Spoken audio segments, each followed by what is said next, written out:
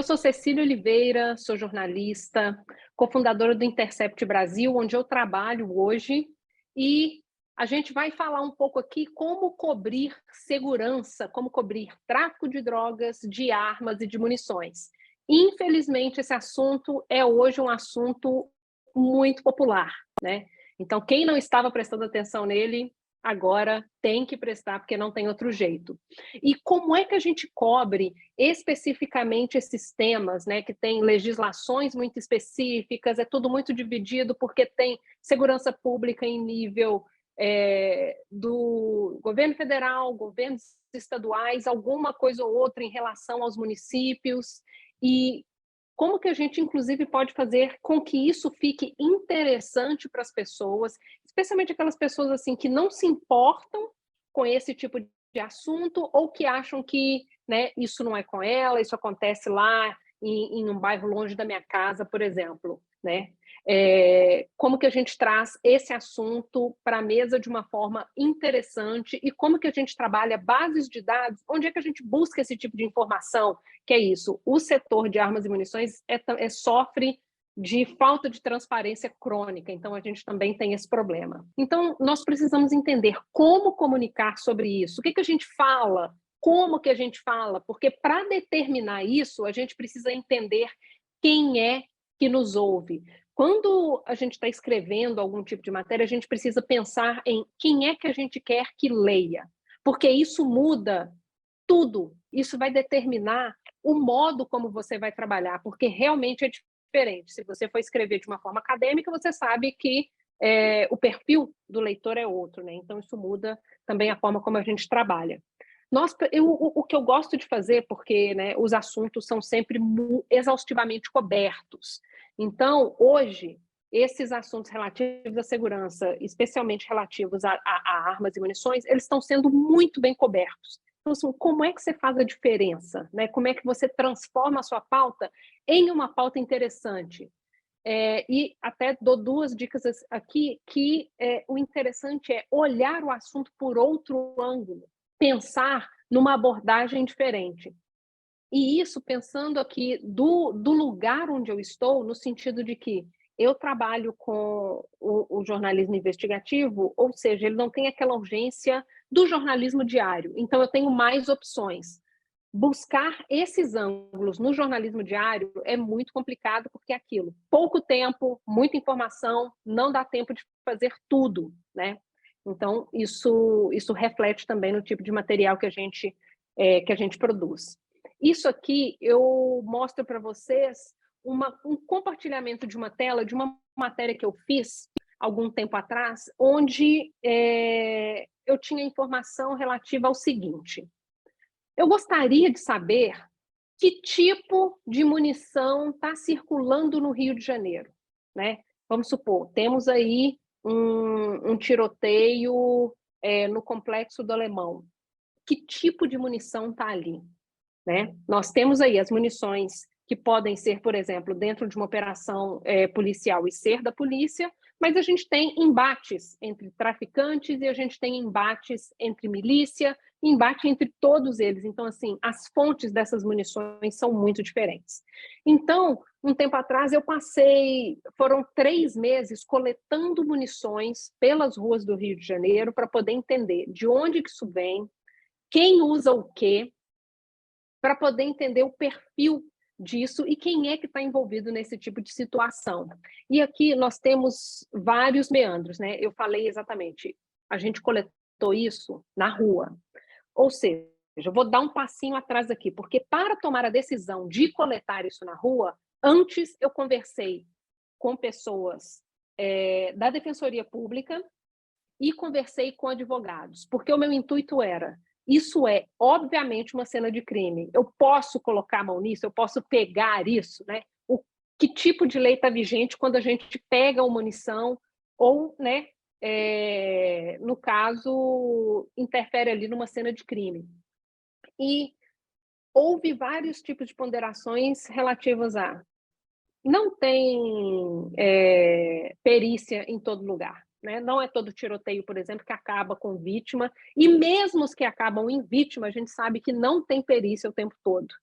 Então, isso era uma situação. A outra era, naquela época, né, os decretos de armas eram outros, então é sempre bom pontuar que você está assistindo esse curso numa determinada data e isso pode mudar o tipo de legislação vigente em relação a armas e munições, porque isso está mudando constantemente.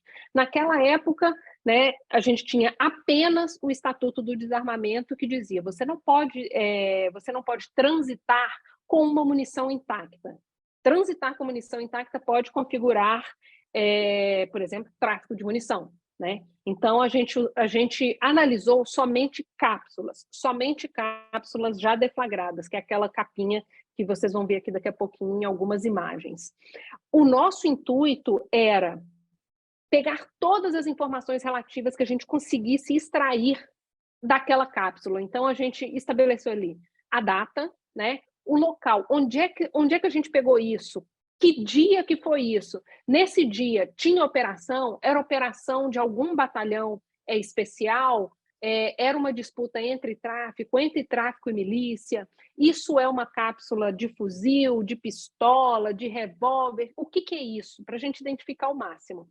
Nas munições, é possível a gente extrair também informações relativas a lote e fabricante, que são as informações que a gente queria ainda com mais afinco, para poder tentar determinar quem é que produziu isso, quando, vendeu para quem, mas a coisa não era tão simples assim.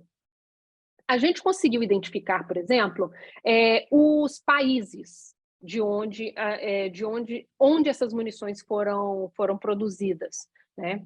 E depois dessa identificação, era interessante a gente tentar buscar ali exatamente, tá? E qual que é esse lote? Porque aí, pelo lote, eu conseguiria saber quem comprou, né? Para ter mais informações. E o que foi possível achar dentro dessa investigação que demorou quase um ano para ser publicada, né? A maioria do que a gente achou nas ruas é fabricação brasileira, 100% Brasil aí, né? E apesar dessa maioria ser de fabricação brasileira, era praticamente impossível obter informações relativas a esse material que era de nacionalidade, que é a produção nossa, a produção caseira, né? E só foi possível a gente identificar algumas informações porque o Ministério Público Federal da Paraíba estava investigando alguns lotes específicos da CBC. Então, o Ministério Público Federal tinha ali uma lista enorme de alguns lotes. E aí, alguns desses lotes foi possível identificar, mas só porque o Ministério Público tinha essa informação e cedeu, porque a gente pediu informação diretamente ao fabricante, que negou. Nós pedimos informações ao Ministério da Defesa, às Forças Armadas, à Polícia Federal, recorremos a todas as instâncias da lei. Só recebemos negativas. E aí, dessas poucas informações que foi possível extrair dessa planilha do Ministério Público Federal, foi possível identificar cartuchos específicos, inclusive alguns que tinham sido desviados ou roubados ou perdidos, porque, né, depois eu entrei em contato, por exemplo, com a Marinha, que é dona desse projeto que vocês estão vendo, e eles falaram que não houve roubo, não houve extravio, não houve perda. Mas como é que esse projétil foi parar em um tiroteio entre policiais de uma unidade de polícia pacificadora e traficantes do Comando Vermelho? Ninguém sabe, né? Então, fiz muitas perguntas para poder obter o máximo de informações possível, assim, do tipo, né? Essa foi uma matéria interessante porque, assim, era muito assunto para poder puxar dali e, na verdade, eu saí dali com muito mais perguntas do que respostas. Então, ao mesmo tempo que você tem essa gana de saber o que aconteceu, você isso, vai ficar a ver navios, porque muitas das vezes essa informação não é sequer produzida, né? Então, houve outros apontamentos sobre sobre essas munições que foram apreendidas, e dali dá para poder entender responsabilidade das Forças Armadas, responsabilidade das polícias, responsabilidade dos fabricantes, né? Porque cada um tem o seu quinhão ali de responsabilidade e você consegue achar falhas em todas as instâncias, né? E tem coisas assim extremamente interessantes, como uma das cápsulas que a gente achou e que foi produzida em 1978. Isso mostra que não é um problema só nosso, especificamente nosso, porque é isso, né? Mostrei ali 7 países diferentes, mas mostra também que, né, é um material extremamente durável e que fica por aí. Cápsula, ela é recarregável. Então, assim, você dispara, pega, recarrega, usa de novo, recarrega, usa de novo. Então, essa em específico, eu inclusive conversei com uma organização internacional chamada Small Arms Survey, que produz o Small Arms Survey, para poder perguntar para eles, vocês têm informação relativa a isso? Porque quando acabam determinados conflitos, disputas, guerras, há o cessar-fogo. Mas é aquilo, o material produzido para alimentar esses conflitos não vai ser incinerado, ele não vai desaparecer. Pelo contrário, ele vai rodar. E esse foi exatamente o caso dessa cápsula, que, de acordo com essas informações, veio ali de uma guerra civil que teve origem lá no fim da Iugoslávia, 1995. Então, assim, né, essas coisas não desaparecem e essas coisas valem muito dinheiro. Então, como eu falei, eu saí dali com muito mais perguntas do que respostas. O que, né, para a gente que é jornalista e gosta de ter nossas perguntas respondidas, é um pouco frustrante. Mas acontece com mais frequência do que a gente gostaria. E um dos desafios ali, né, era como é que a gente conta uma história com tanta informação que envolve tantos países diferentes, de uma forma interessante, sem que o leitor perdesse o interesse ou ficasse perdido no meio desse mar de informação, né? Então, como é que a gente segura ali a atenção do leitor? E quando a gente fala especificamente desses assuntos relativos à segurança, é muito interessante que a gente consiga conectar com sentimentos que já existem. Então, assim, as pessoas têm muito medo em relação a temas relacionados à segurança, mas tem também um ressentimento em relação a ninguém nunca resolve isso, isso não tem jeito, sabe? Então, assim, como é que você puxa essa atenção para esse ponto? Uma coisa que eu sempre bato na tecla é exatamente sobre evitar falas complexas, né? Nesse campo, que muitas das vezes tem a conexão direta com o campo jurídico, é muito fácil ver termos jurídicos, termos complexos, conceitos que não são muito explicados. Isso afasta o leitor. Isso afasta o leitor porque ele não consegue fazer essa conexão com a realidade dele, né?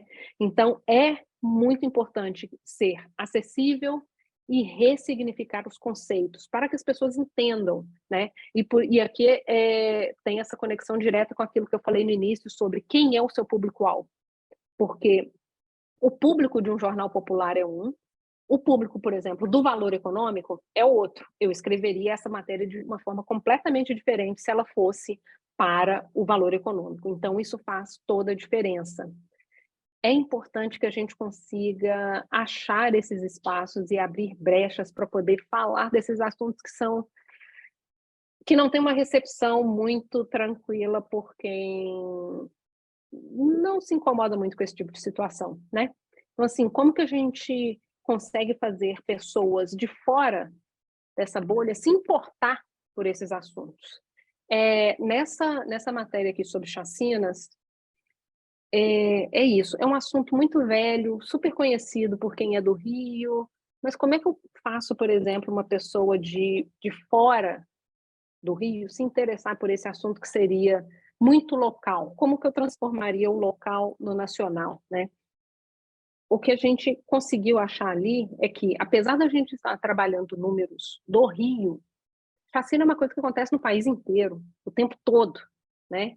Então, nessa matéria em específico, que se chama, né, o carro da linguiça, que é exatamente como se chama os carros usados para poder perpetrar esse tipo de crime aqui. Muitas das vezes, se você jogar no Google, carro passou atirando, você vai ver várias notícias sobre essas. Então, foi assim que a gente começou a levantar esses dados. Esses dados são dados levantados especificamente pelo Instituto Fogo Cruzado, que trabalha com violência armada. Então, esse indicador é levantado ali e ele foi utilizado para que a gente contasse uma linha do tempo sobre as chacinas ocorridas 2 anos seguidos, como elas são numerosas, onde que elas ocorrem e qual a conexão entre uma e outra, porque é isso, existem essas conexões. E quando a gente escolheu o nome dessa matéria, né, o carro da linguiça, a gente inclusive puxou a atenção de outras pessoas para essa matéria, porque existem outros nomes para esse mesmo fenômeno em outros lugares. Então, há estados onde esse tipo de fenômeno é chamado, por exemplo, de o carro prata, a barca, porque é isso. As ações, elas ocorrem em todos os lugares. O que muda é o nome desse fenômeno de acordo com a regionalidade, né?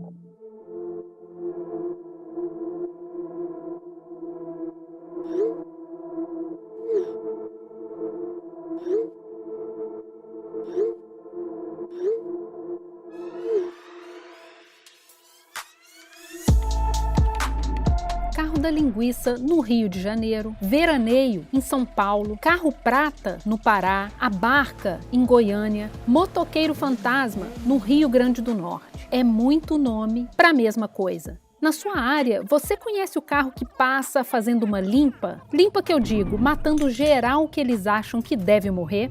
No Rio de Janeiro, a gente chama isso de carro da linguiça. Os caras passam atirando na direção de um alvo, mas pega todo mundo que estava pelo caminho. Nos últimos 2 anos, houve 91 ataques como esses só na região metropolitana. 128 pessoas foram mortas e 115 ficaram feridas. A maior parte dos casos aconteceu na Baixada Fluminense, a região que muita gente conhece por causa da má fama dos grupos de extermínio. O José Cláudio Alves, que pesquisa o tema há mais de 20 anos, diz que dependendo da área e da intensidade desses ataques, a gente pode entender quem fez o quê: grupos de extermínio, milícias ou traficantes. Aí, a gente também entende quem era o alvo. Essas milícias são grupos criminosos formados por policiais, bombeiros, militares do exército, guardas municipais, mas tem também uns civis metidos a Rambo. Aquele cara que faz a segurança da rua, entre aspas, né? Porque fala grosso lá pra você ver. O cara que vende o gás pra sua tia, o tal do gastonete, até vaga na fila do SUS os caras vendem. Mas você sabia que eles torturam, matam, picam as pessoas e também são eleitos? Para entender melhor como isso acontece, vamos voltar para a história do Bruno e do Leandro, lá no dia 29 de junho de 2019. O Bruno esperava uma noite de sábado tranquila com os amigos, trocar uma ideia, tomar uma cerveja, curtir um pagode. O que ele não esperava é que Balrog ia ter a mesma ideia. Naquela noite, Balrog e outras 16 pessoas tomaram tiro. Muito tiro. Foi o maior ataque desse tipo desde 2018. 4 pessoas morreram e mais 13 feridos. Na época, rolava uma disputa pelo controle de Nova Aurora, bairro que o Comando Vermelho também estava de olho. Exatamente naquela data, a milícia era dona do lugar. O Comando Vermelho estava ameaçando tomar a área. Aí, Balrog achou que era uma boa ideia tirar onda com a cara dos rivais. A conta da gracinha de Balrog chegou, mas ele não pagou sozinho. No meio dos mortos estava a namorada dele e até o Jorge Vitor, o cantor da banda de pagode que tocava no dia. A morte passou do lado do Bruno e do Leandro, mas não era o dia deles. Como a gente costuma dizer, a Baixada é cruel. Eu cheguei no bar, falei com os amigos que estavam lá e pedi uma cerveja. Depois de uns 40 minutos de resenha... Eu escutei os tiros. Aí na hora me jogaram no chão pra me proteger, mas eu nem vi quem foi. Fiquei mó tempão no chão, e aí quando eu levantei vi aquela cena horrível. Muita gente baleada, muito sangue. Uns morreram ali e outros foram pro hospital, né? Mas eu fiquei cheio de medo. Eu agradeci muito a Deus por não ter sido baleado. E sabe o que é foda? Teve mais 35 ataques desses no Grande Rio em 2019. 5 a mais do que em 2018. E a coisa segue piorando. Só esse ano já houve 33 dessas limpas. 44 pessoas foram mortas nesses ataques que têm endereço certo, mas pegam quem estiver pela frente. É foda porque você fica bolado. Quem garante que onde você tá tranquilo? A gente começa a mudar o jeito de viver. Depois a gente ficou com um pensamento tipo assim, sabe quando alguém fala assim, pô, aquele bar ali é de miliciano, não sei o quê.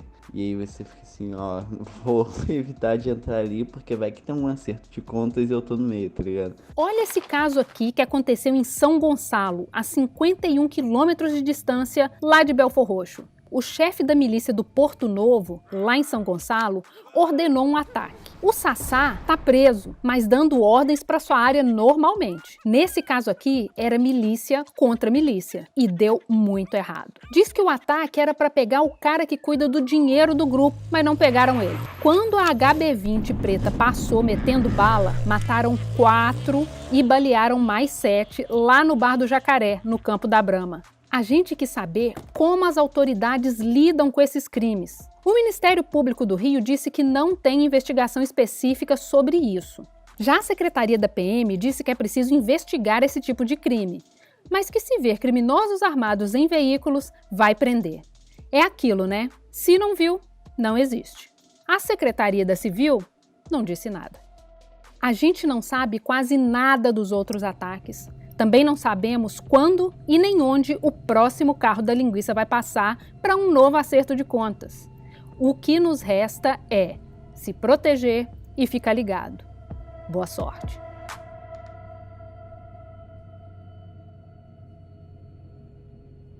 Ei, tá aí ainda?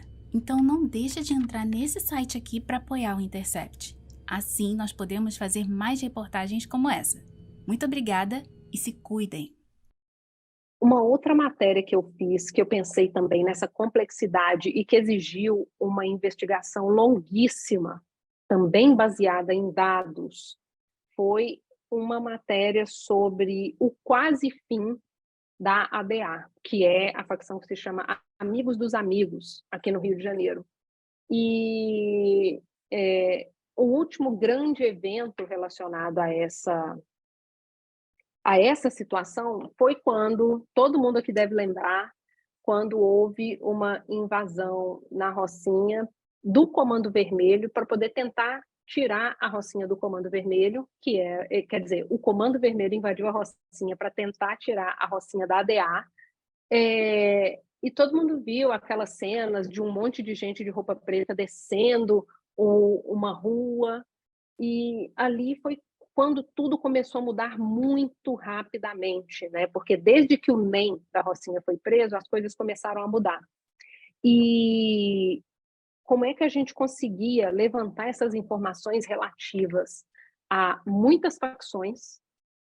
Nessa matéria a gente tinha o desafio de trazer os leitores sem que eles se perdessem com vários nomes de traficantes, vários nomes de bairros, várias facções e milícias. Então, assim, eram muitos detalhes. E aí tinha foto, vídeo, áudio e texto, tudo ao mesmo tempo. Então, o modo como... Essa matéria, eu posso dizer que ela foi uma matéria roteirizada em texto, né? Porque aí é onde você consegue colocar tudo. E foi uma matéria que teve bastante alcance, porque é isso. Ela foi retratada ali como uma novela, basicamente, né? Você começa narrando um fato e vai amarrando outros fatos que ocorreram no Rio de Janeiro, e que tem ligação com esse mesmo incidente, né? Porque as pessoas têm suas vidas impactadas por esses grandes eventos. E mesmo as pessoas que não moram no Rio assistiram um pedaço ou outro disso no Jornal Nacional, e viram em circulação nos grandes jornais alguma coisa ou outra. Mas a gente tinha desafios específicos, né, em relação a esses muitos nomes, mas a gente também tinha alguns outros desafios, né, especialmente relativos a... Não existe um mapa, nessa época não existia, quando essa matéria saiu, não existia um mapa sobre a atuação dos grupos armados em ação no Rio de Janeiro. Então, o que a gente fez? Eu e o Yuri, que coassina essa matéria comigo, a gente pegou todos os eventos que ocorreram naquele ano, desde 1º de janeiro a 31 de dezembro, a gente mapeou todos os embates. Todos os embates em favelas de ADA. Então, tinha Comando Vermelho tomando ADA, Terceiro Comando tomando ADA, milícia investido contra a ADA tentando ganhar algum território, e foi possível a gente entender que, analisando esses dados, a gente foi separando, né, quem vencia que tipo de batalha, para que no fim a gente conseguisse dar esse veredicto de que a ADA praticamente acabou no Rio de Janeiro. Então você conseguia enxergar essas movimentações e ver o quanto um grupo avançava sobre o outro com aliança e com aliança com quem para conseguir essas investidas, né? Como eu mencionei, alguns desses assuntos relativos à segurança, quer dizer, não vou nem falar alguns, né? Muitos deles têm um problema crônico que é a falta de informação. É um setor de cobertura muito difícil de ser coberto, porque há poucas informações e muitas dessas informações, elas não têm a riqueza de detalhes suficiente para que você produza uma informação de mais qualidade. Mas, né, a gente precisa cavar esse jeitinho. Então, por exemplo, eu mencionei, não existia, naquela época, um mapa específico sobre a ação dos grupos armados. Mas a gente que estava lendo os jornais do Rio de Janeiro todos os dias, a gente foi sentindo uma coisa, está acontecendo alguma coisa estranha, porque assim, está tendo muito tiroteio em regiões específicas, e aí quando você vai prestando atenção, você consegue achar padrões. Então, é muito importante que as pessoas que cubram segurança pública, elas tenham esse olhar muito apurado de curiosidade, mas também que é isso, você acompanha a situação como você acompanha uma novela mesmo, porque isso é extremamente dinâmico, né? Nessa época, né, teve toda essa movimentação, que era uma movimentação muito importante da geopolítica, que eu costumo chamar, né, da geopolítica do crime no Rio de Janeiro, onde as facções estavam se reorganizando, né? Então, ao mesmo tempo em que a DA perdeu muitas áreas, a milícia ganhou muitas áreas. A milícia fez aliança com o Terceiro Comando. Então, ou seja, você precisa ficar de olho no que acontece. E aí, quando você tem essa informação, vamos dizer assim, informação que você tem na pista, né, o que está acontecendo no dia a dia, você olha ali e tenta buscar informações em bancos de dados que, de fato, existem, e é o que eu vou mostrar aqui para vocês.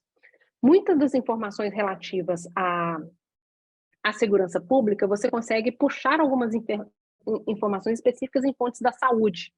Então, você tem, né, os dados de homicídios, que são os dados mais comumente usados, e que eles são coletados ali diretamente de unidades de saúde e do IML, né? Então, eu vou apresentar aqui para vocês algumas fontes, definindo ali que tipo de informação é essa, de onde vem essa informação, quem é que coleta essa informação e onde é que você pode encontrar essa informação, para que você tenha esse cadastro todo, porque é isso. Isso aqui vai ser o seu arroz com feijão, basicão mesmo ali do dia a dia, para poder cobrir essa área. Então, as fontes de saúde, a mais, assim, mais usada e mais completa é o DataSUS, porque o DataSUS é isso, é a informação sobre todo e qualquer brasileiro que morre, tá ali. Não só de homicídio, que é o estritamente ligado aqui, né, com a nossa pauta, mas é isso. Morreu de câncer, morreu complicações de uma cirurgia, tá lá no DataSUS. Temos também as fontes, né, estritamente de segurança, que são aquelas ligadas a estatísticas criminais, indicadores diversos dessa área, e que são compilados ali, na sua maioria, de registro de ocorrência da Polícia Civil, boletim de ocorrência, né, algumas das polícias militares. Então, assim, tudo que as polícias produzem são aí as fontes de segurança. Eu listei aqui algumas fontes de onde que a gente pode encontrar isso, mas gostaria de fazer uma vírgulazinha aqui nesses 3 últimos. Os Disque Denúncia, né, que são assim uma fonte extremamente importante, porque em alguns estados, não todos, elas são fontes independentes do governo, ou seja, não são governamentais. Aqui no Rio de Janeiro é isso, ela é uma organização à parte, gerida pela sociedade civil, né? E eu uso assim com muita frequência. Eu usei, por exemplo, nessa última matéria que eu mencionei sobre o fim da DEA, usei muitos dados do Disque Denúncia para poder entender a movimentação das facções e das milícias, por exemplo. Então, infelizmente, não é em todo estado que você tem Disque Denúncia, e também, né, não são todos os Disque Denúncia que disponibilizam essa informação com essa riqueza de detalhes e tudo. Então, às vezes complica. Uma atenção especial aqui para 2 bancos de dados que se tornaram muito populares ultimamente, que é o SINAR, que é o Sistema Nacional de Armas, gerido pela Polícia Federal, e o SIGMA, que é o Sistema de Gerenciamento Militar de Armas, que é gerido pelo Exército, né? E o SIGMA está aí super popular porque é isso, é ali que são cadastradas, por exemplo, as armas dos CACs, né? Os caçadores, atiradores e colecionadores, essa categoria com a qual a gente tem convivido com muita frequência de 2019 para cá, desde a aprovação dos decretos sobre armas aprovados ali pelo então presidente Jair Bolsonaro.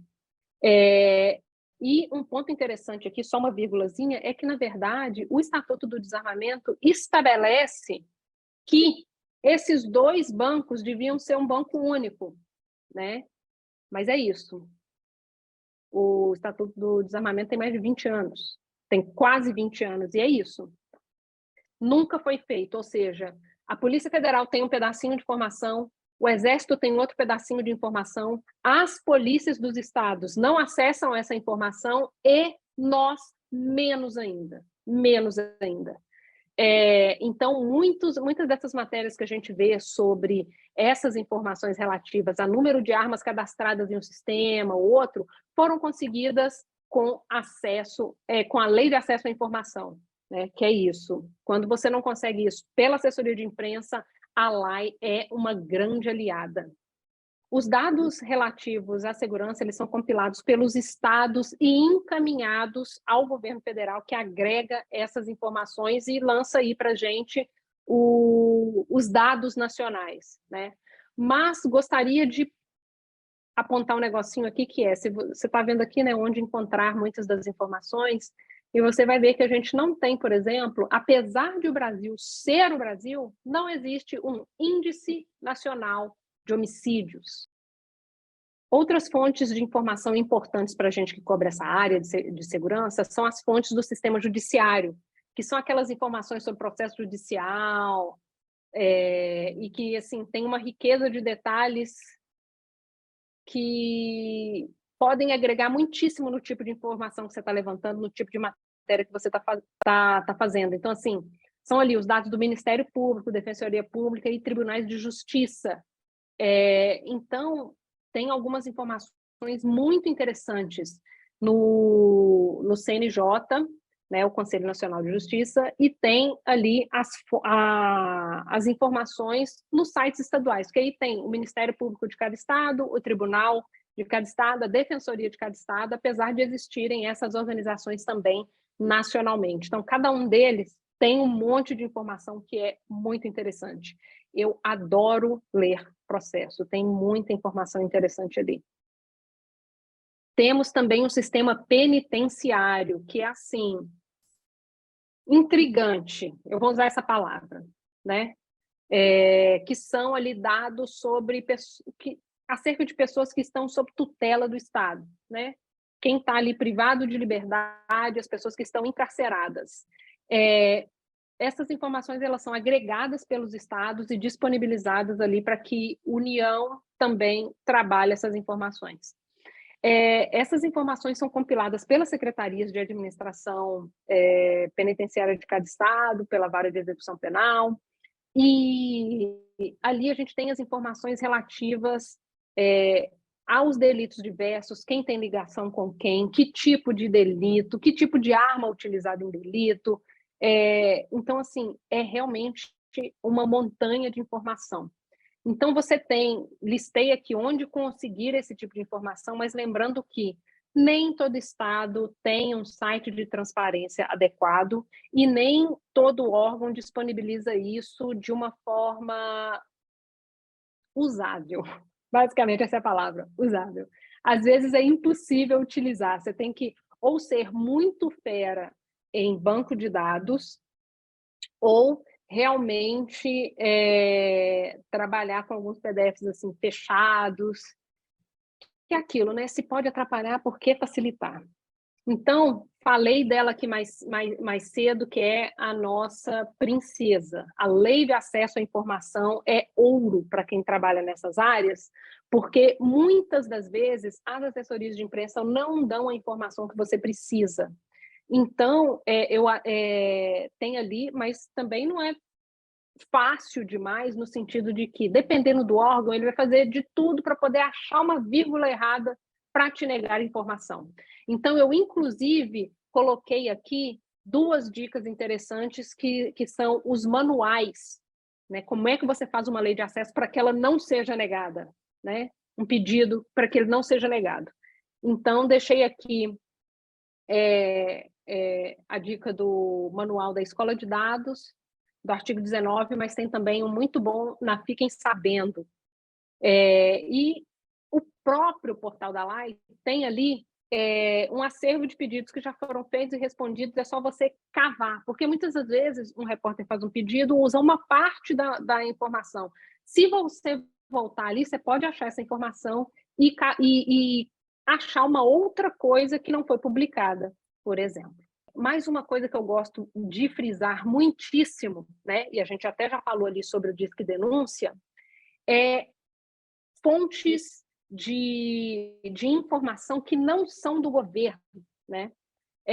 E que fazem levantamento de informação, são levantamentos assim com metodologia, né, observada, atestada. Deixei aqui algumas dicas para que vocês tenham essa noção de que existe muita gente na sociedade civil produzindo esse tipo de informação, produzindo informações que podem agregar a uma investigação ou podem ser o início dessa investigação também. Então, pensando aí do ponto de vista de quem está investigando em segurança pública, e aí pode ser desde um homicídio em específico ou uma rota de tráfico,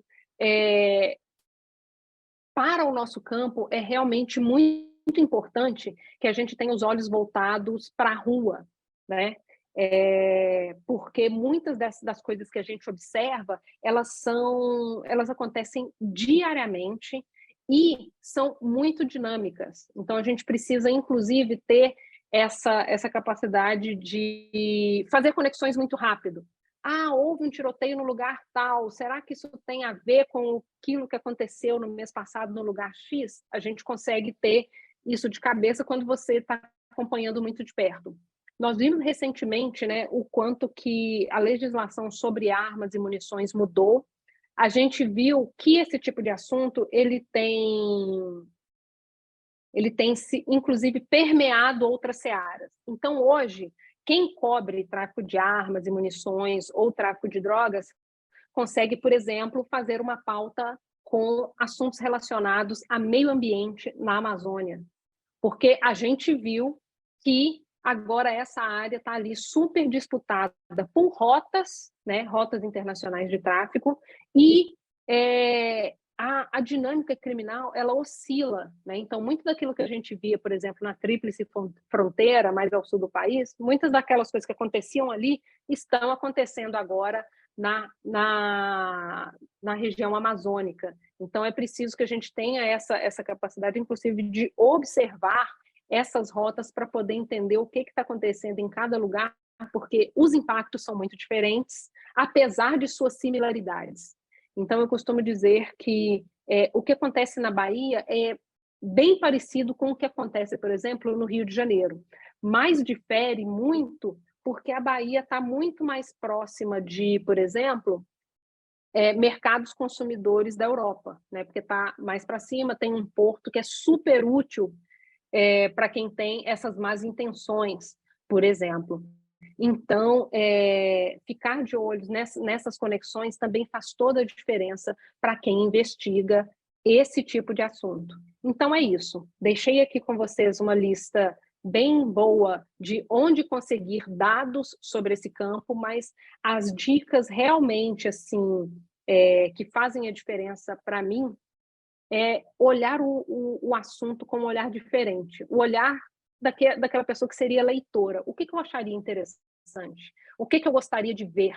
Né? Muitas das vezes a gente, como jornalista, a gente fica com um olhar de jornalista apenas, mas a gente continua leitor. Então, eu acho que esse é o desafio. O que o seu leitor quer ler? Como ele gostaria de ler, de ver ou de ouvir essa informação? Para quem é que você está escrevendo e como é que essa pessoa pode ser impactada com a informação que você traz? Eu acho que essa é a chave. Você entendendo quem é o seu público-alvo, você consegue atingir em cheio ali o interesse dessa pessoa e ter, inclusive, mais leitores ou, inclusive, receber mais dicas, que é isso, né? O jornalista gosta sempre dessa mão dupla. Quem puder enviar informação, envie informação. Então, é isso. Muito obrigada e até a próxima.